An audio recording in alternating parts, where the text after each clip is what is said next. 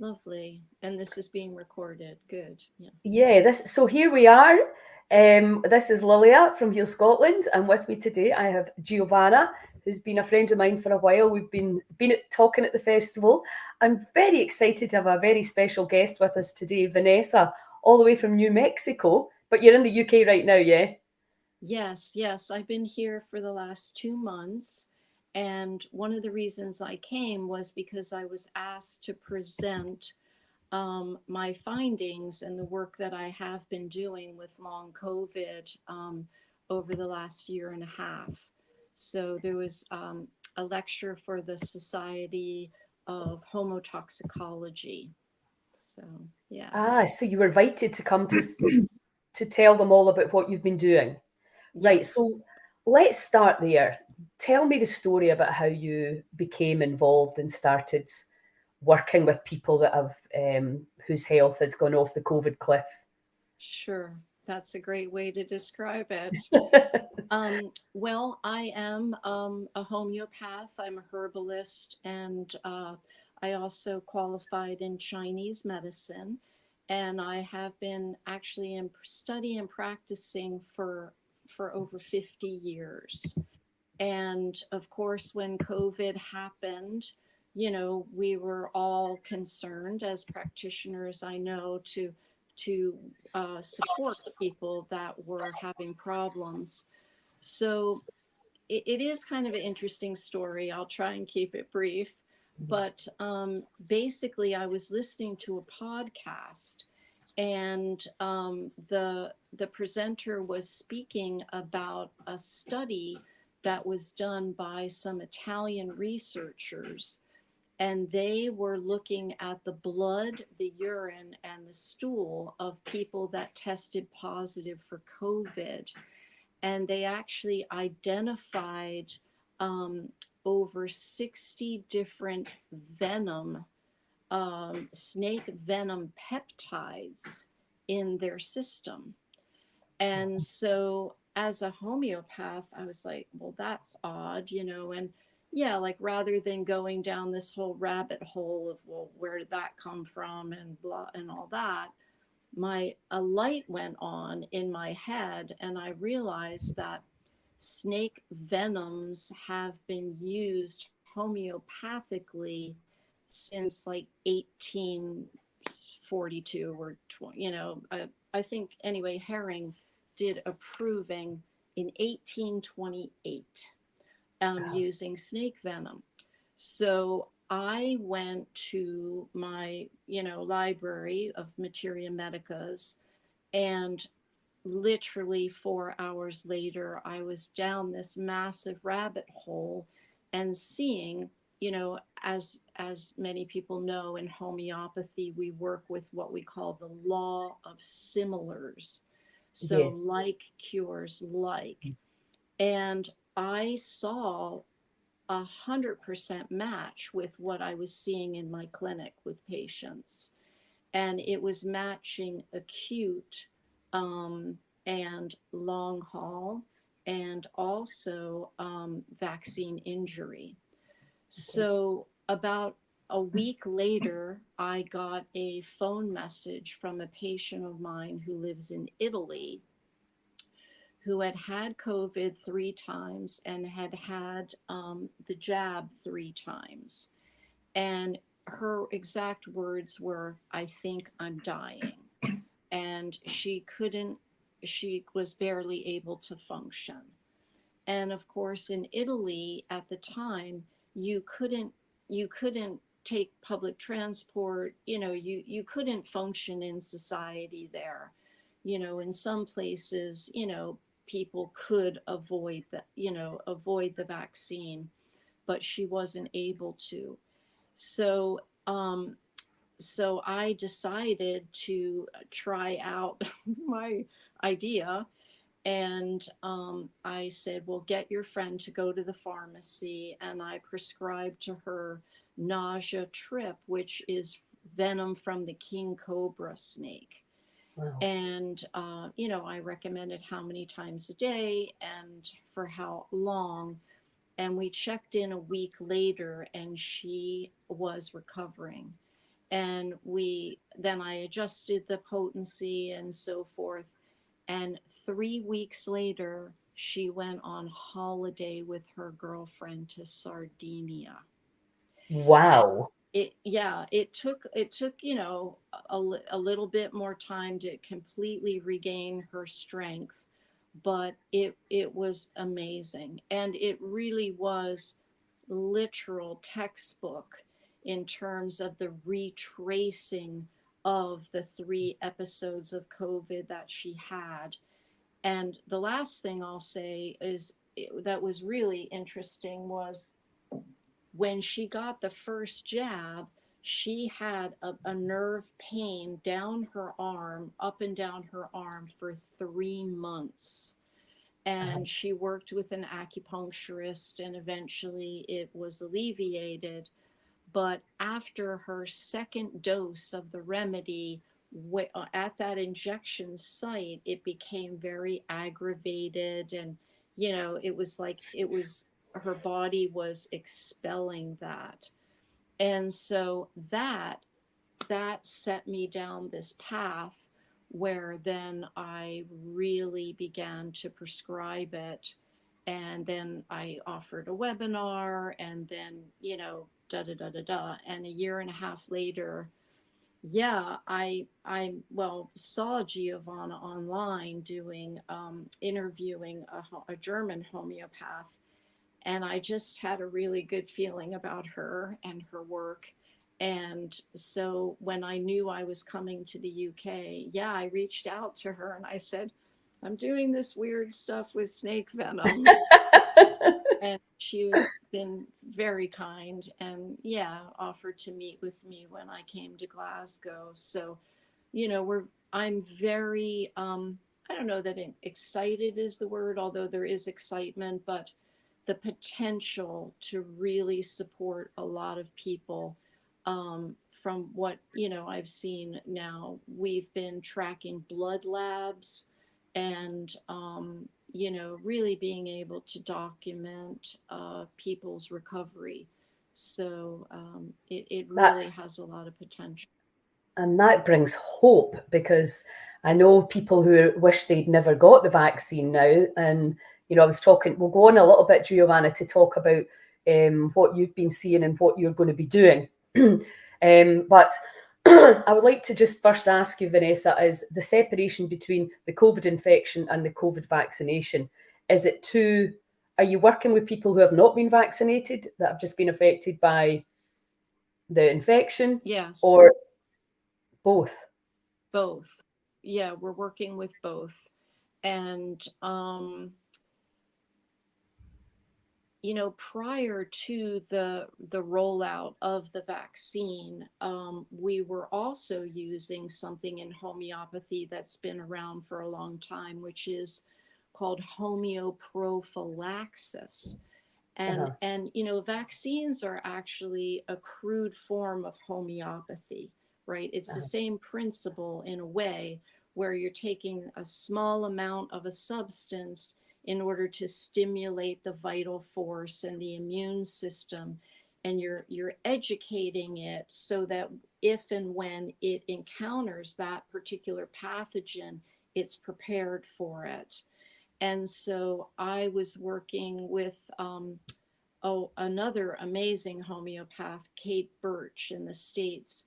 She has an organization, Free and Healthy Children International. And they've been, working with families, taking their children through the vaccine schedule using this form of homeopathy. So when COVID hit, she had 1,100 people ready to administer that. And I also administered, it's called a nosode, to, many of my patients. And the efficacy of that was very high. Uh-huh. But then when the vaccine was rolled out, things changed. That definitely brought in uh, a different type of toxicity, I would say. Mhm. And some people's bodies just, I think yeah, it was like there was already so much stress within everyone's coping biologically to begin with. And then, of course, the vaccine came in. And then I think we were dealing with a slightly different symptom picture. And for some people, quite extreme. And were you seeing the snake venom peptides in non-vaccinated people? Yes, yes. That study was done on people that just tested positive for COVID. Yeah, So yeah. that, yeah. And they are even, some people are now even saying that the spike protein is actually one and the same as these peptides. Like the venom is the spike protein. Um, and so, I mean, any way you look at it, again, at the most basic level, right? Of like cures like. Uh-huh. Venom is one of the most poisonous, toxic things on the planet. Yeah. And we have all been poisoned, and I think depending on a person's level of toxicity prior to COVID, Mhm. based on where they're living and maybe their occupational exposures, other environmental toxins, as we know. Mhm. And then that came in and again really could be like the straw that broke the camel's back in some way. Yes. Yeah. Yeah.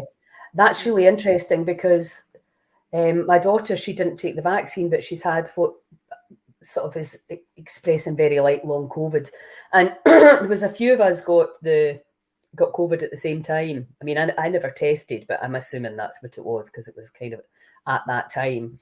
And two of my friends actually lost a lot of hair because it's a drastic weight loss that their hair started coming out, and that happened to my daughter as well.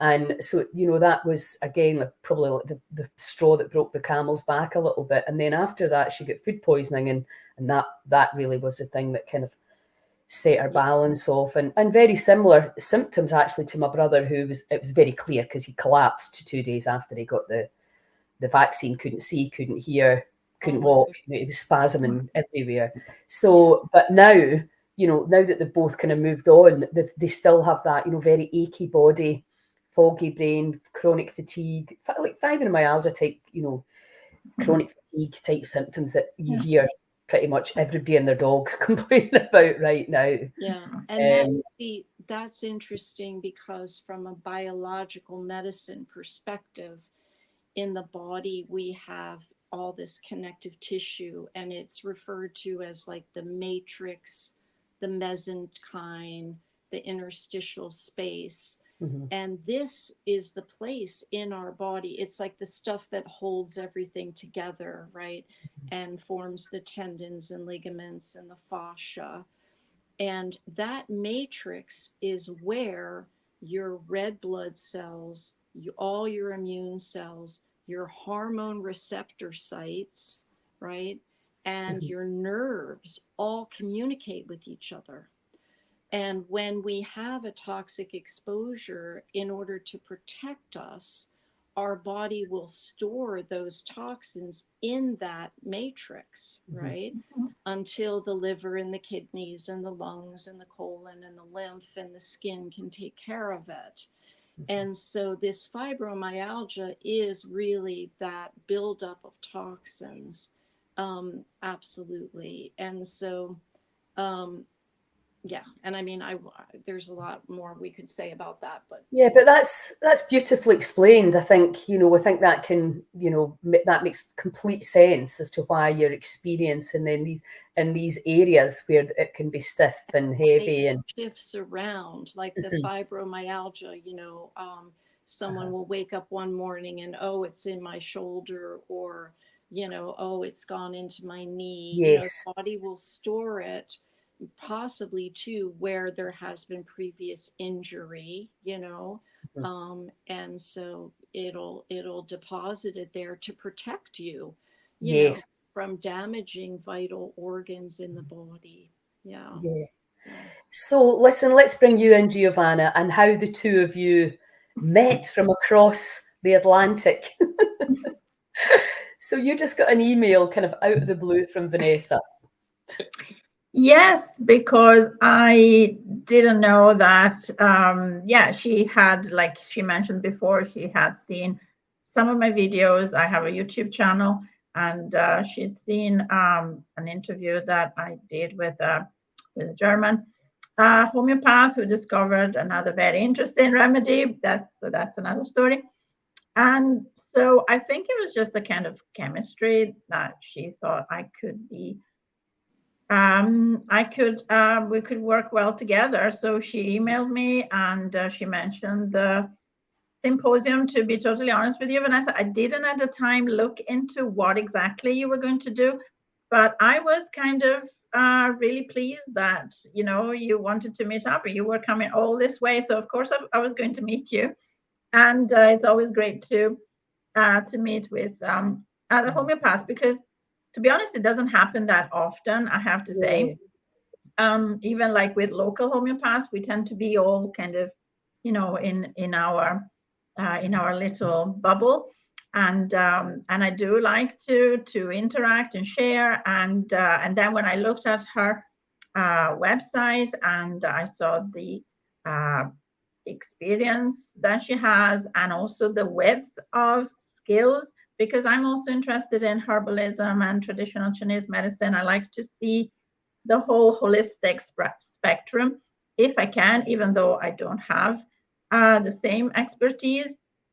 So I thought it was really good. And then we just started to talk, and she told me all this. And actually, what really got to me was the fact that since the start of COVID, of course, all homeopaths has started immediately looking at, okay, what can we do? And they were looking for the genus epidemicus, like where does this come Mm-hmm. from, so that we can create a new remedy that can fight this. For some reason, at the time, I was not interested, probably because I was in the thick of it. So I was seeing people with the symptoms, and I was just treating the symptoms. And even when I had it and my family had COVID, I just went by the symptoms, and I found that in most cases, the remedies that we have had for centuries that to treat ordinary flu were perfectly adequate. Um, Mm-hmm. and then I lost. I went on to something else. But what really grabbed me from Vanessa's work is the fact that she's had the discipline to really monitor, chronicle, track Mhm. data, and that's beautiful. It's incredibly useful. It means it's scalable. It's evidence based. We can go anywhere and say, hey, we've done this, and these are the Yes. results.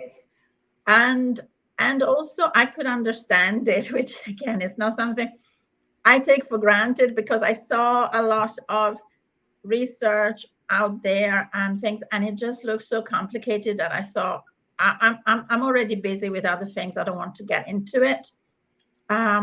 This is just really self-explanatory, simple, elegant.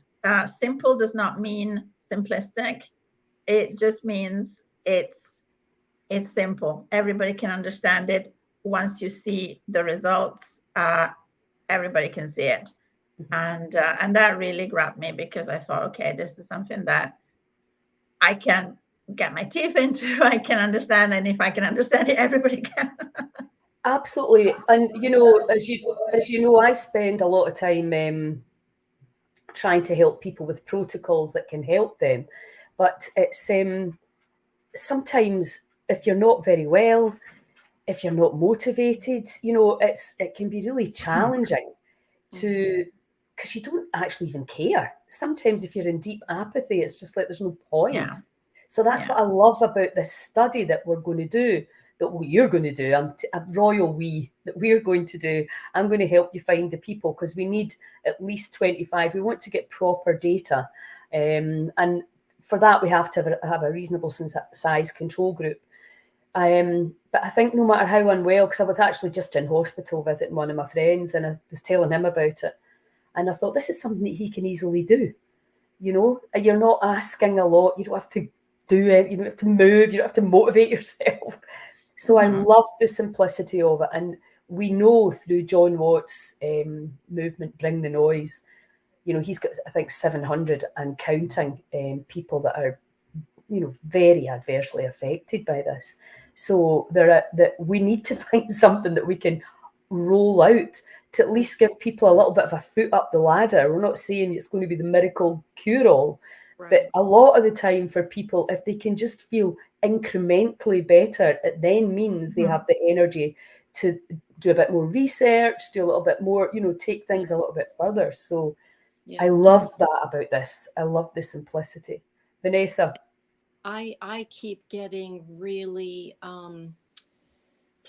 I don't know what even is the right word, but moved by how many people are affected by this. Yeah. You know, I'm actually at a place right now where I'm breaking a 5-day fast. It's a place you can come and do juice and all that.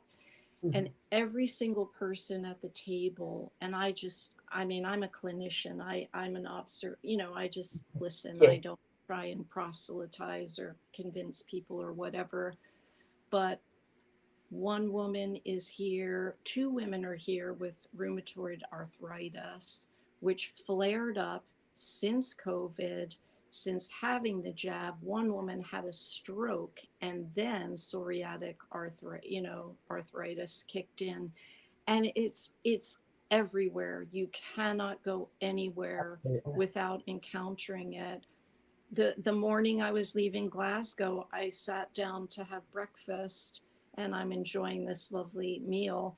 And the table next to me are two couples, and they're talking about members of their family that have I mean, it's literally affecting a huge percentage of the population in America. The Children's Health Defense, you know, which is our FK Junior's work with legal action on vaccine injured children, started with that.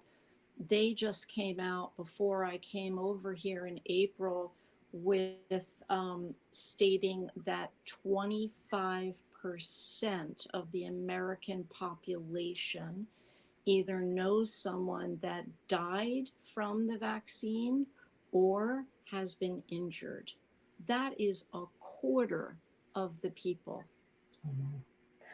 And there's also so many people that are not putting two and two together. Exactly. You Exactly. know, I had a client say, I'm a hairdresser to trade, and I still work in the salon one day a week. And obviously my clientele tend to be around about my age and even a little bit older. And, you know, so I hear you know, I've seen it with my own two eyes. It's a small community. But one of my clients, she said, I'm waiting on a knee and a placement knee, she said, and that was that bloody vaccine. So, you know, because as you said, it goes to the weak, it can go to the weakest area, an old injury, something that was maybe just, you know, you were mildly aware of before, it's now right in there in your face. A lot of back pain, a lot of, you know, joint, you know, Exactly. extreme joint pain. And also, you know, I don't even want to talk about it because we know that it's poisoned people. And what we're now looking at is Is what solutions. is the solution? That's Yes. exactly. And that was so exciting, you know. Um, and let's say it was a coincidence or synchronicity or one of those words, but I really just had a feeling again about Giovanna and reaching out, and I thought, well, what's the worst that could happen? You know, I don't hear back from her, you know. But yeah, like having other practitioners and people of like mind, you know, this is also something that's very important to me right now. And one of the reasons I came was to um, to share this in, you know, training for practitioners. But I mean, I don't have to train Giovanna. She's a homeopath, so that's another Yes. thing that's quite easy about it.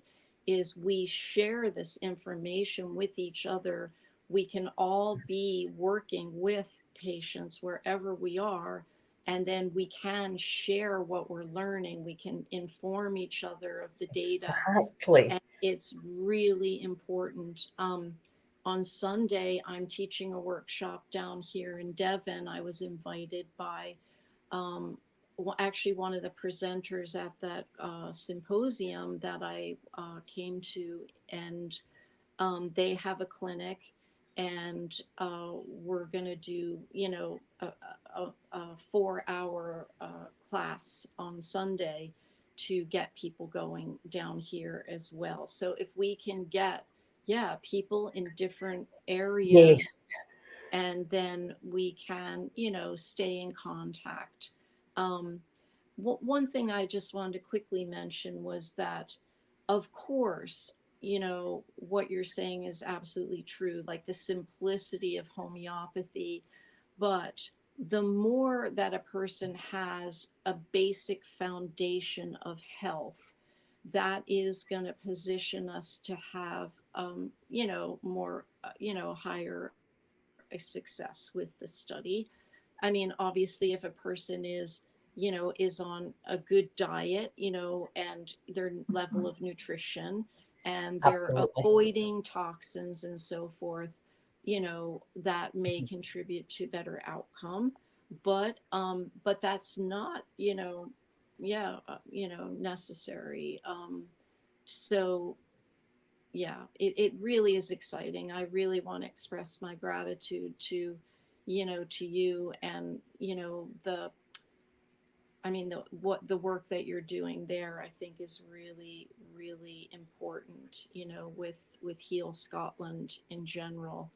And Yes, well, interestingly, I've been looking at how we can help the people, because obviously this is very close to my heart, because I've every single time I opened my brother's door, I didn't know what I was going to find.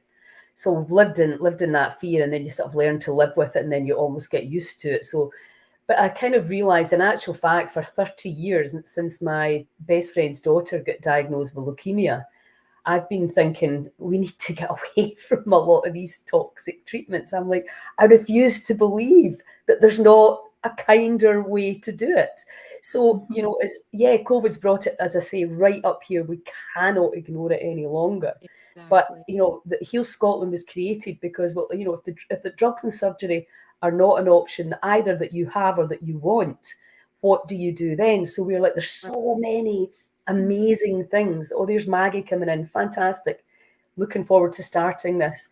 So I'm excited that we're coming up with solutions, because in these crazy times, and also, very often my friend always says, how do you find I suppose do you not get fed up? You're keeping on beating the same drum and nobody seems to be listening. And I'm like, I don't care if people don't listen anymore. I just know that I've got to keep beating the drum. And now perhaps we're moving into these times where people are going to go, well, there is, and a lot of doctors as well now are saying, we don't have drugs for chronic autoimmune disease. We need lifestyle medicine. And that's really what we're saying. And also having people like Giovanna, yourself, my friend Claire that co-wrote the book with me. There's been things that have been around for a long, long time. Where do you think these drugs come from? Nature. And then they switch it around so that they can patent it and make a fortune out of it. And, I don't think maybe that wasn't the intent when they set out, but it's certainly what's happening now, and it's outrageous. Anyway, I'm not going off on a rant. Let's talk about the study. And just let me ask, as a layperson, is it a one-size-fits-all? I know, Giovanna, there's going to be an £80 one-off charge. I really hope that's enough for the amount of work that you're maybe going to be involved in. Is there a form to fill in? How's it going to look for people? And how many pills do they have to take? Because I know when I did the parasite cleanse, I was quite surprised at how little I had to do. It's not like 4 times a day, or is it? Can you explain? And it will be the same for everyone?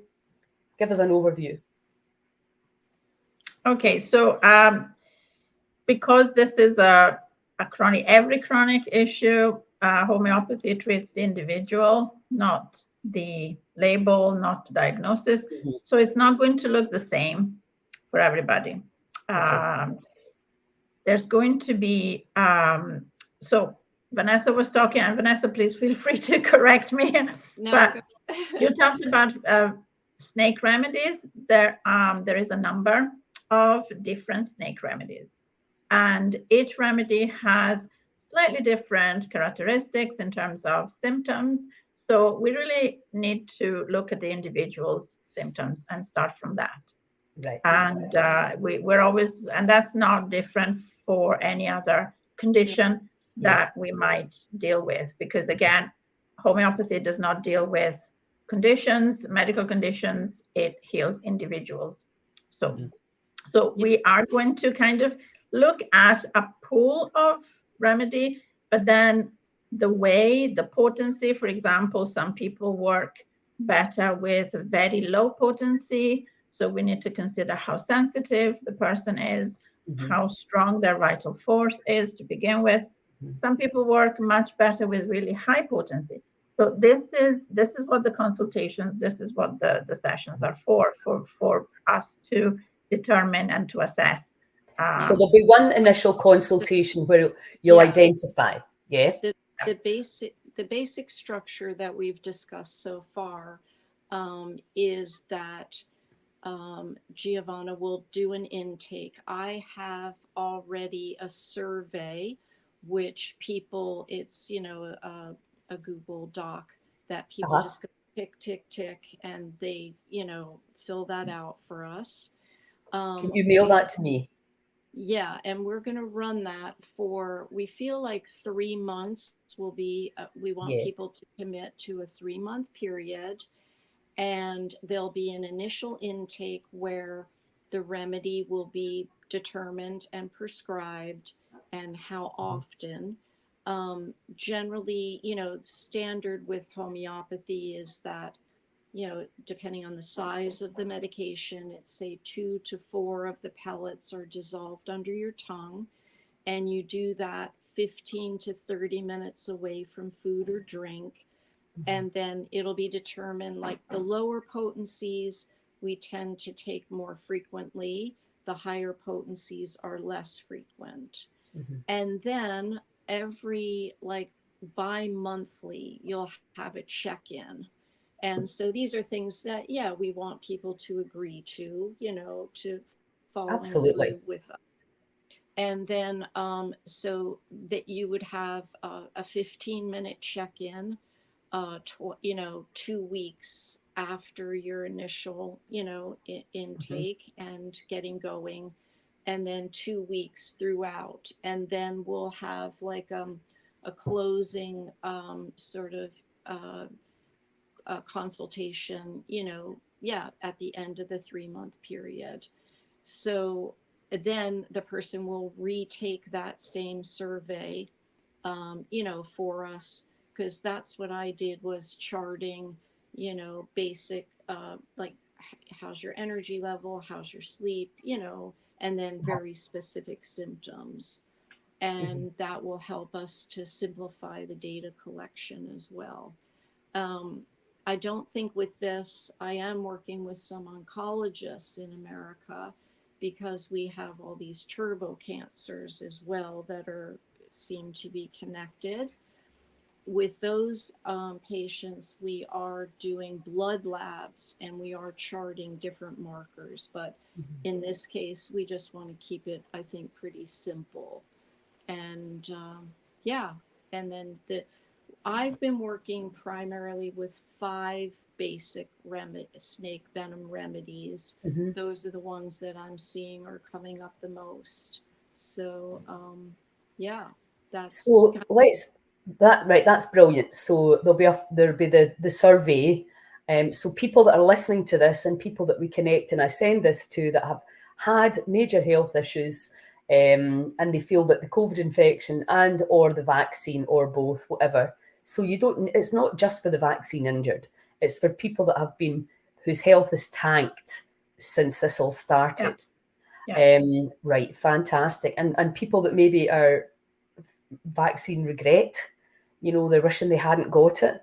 Yes. So, Mhm. so that Yeah. really covers pretty much everyone. Mhm. Yeah. Yeah. Yeah.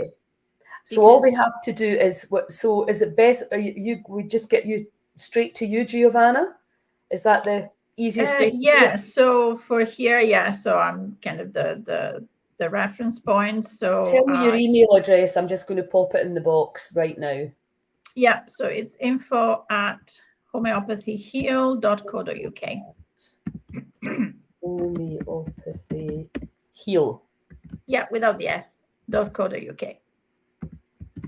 and Giovanna and I are gonna, be checking in probably at least once a month about how the study's going. I'm certainly available to support, if she needs it. I mean, she's more Yeah, Yeah, than absolutely. capable of I would Thank you helping. love for if we could go live again and discuss, Yeah, you know, yes, yeah, keep people yeah, like informed as to how it's going because, yes, that's a good humans idea. very often like to watch yeah, somebody else do it first. And yeah. once they see them getting a result, then like, I would like to try that. Or, in You fairness, not could everybody will do hear about this like straight away. an update, like possibly monthly or a little bit long, depending Yeah, on Mhm. what that would suits. be amazing. That'd be Yeah, amazing. So, and what about like health professionals that are equally concerned? That have got, I know that they said to my daughter she could go into a kind of long COVID research group. So people that are working, oh, that's great. Maggie's saying she's happy to update as she goes along too. Maybe we can get just create the talking point and really find out how people are doing it Mhm. in real time. Yeah, I think that's that would be phenomenal, and fantastic. Yeah, I'm so grateful that all this collaboration is, and I love it when it comes kind of like as you it said, just happened. Jovan, out the yeah, blue. You just yeah, think, oh, that and I think that's how it's happening for a lot of us now, isn't it? You just resonate, you feel it. yeah, You're just like, yeah, right. So definitely. let's do something about this because it's so easy to get depressed and scared when you just not just with the whole COVID thing, with everything Yeah. that's going on in the world. So it's really nice to go right because I think the spirit of people starting to show through now. I You know, think it's shifting. The perception is definitely shifting. I remember when the whole thing started, and I was helping people with symptoms, and I would hear somebody was at COVID, and I would say, "Hey, if you need any help," if somebody I knew, and they would turn around and say, "Huh? Because you think you can heal COVID now? Like like who do Right. you think you are? It's like the plague. It's a new thing." But as now, now people are listening and say, "Oh, right, maybe there's something else I didn't know about." So it's well, I know definitely. certainly at that event that John organised, they asked the audience, put your hand up if you trust your doctor now, and put your hand up if you trust your politician. Not a single hand went up. So we're Wow. having major health Wow. trust issues, and obviously now I'm kind of considering myself in the more kind of holistic, but people have to pay, and we understand that healing can take time, and it's muddies the waters. People are already busy, stressed, probably struggling financially, and it's it can be overwhelming. Whereas I Yeah. really love the idea. It's just something simple. But And that, what I was going to say for people that don't have £80, contact me because Heal Scotland will help.